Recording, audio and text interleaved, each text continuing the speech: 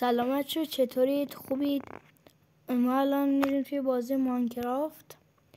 بچه اگه میخواید چیزای جدیدتری بسازم حتما لایک این ویدیو ببرید بالا و حالا بریم اینا رو بهتون نشون بدم، این چیزایی که ساختم.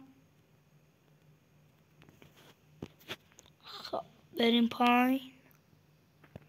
اینجایی که ساختم اینجا سفارش میدید چیزاتونو و تو اینا میپزم و کسایی که سفارش دادن میرن این بالا و روی میزه میشینن و غذاشون هم روی این سینه میذاریم. حالا پارکشو میریم ببینیم.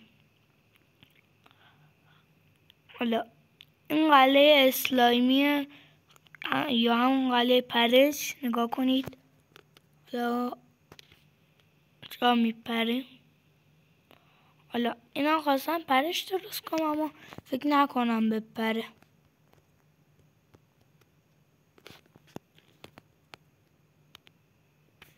بله نمیپره.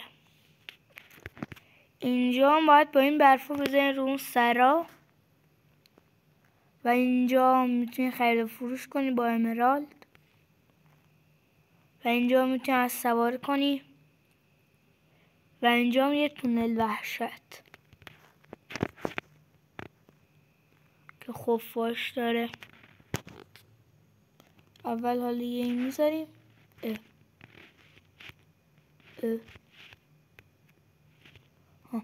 بعد اینو راش میندازی خودش میره.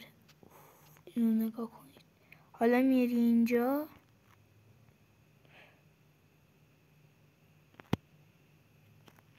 و اینجا تموم میشه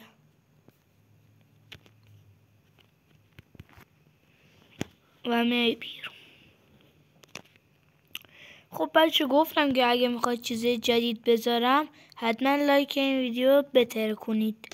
خداحافظ.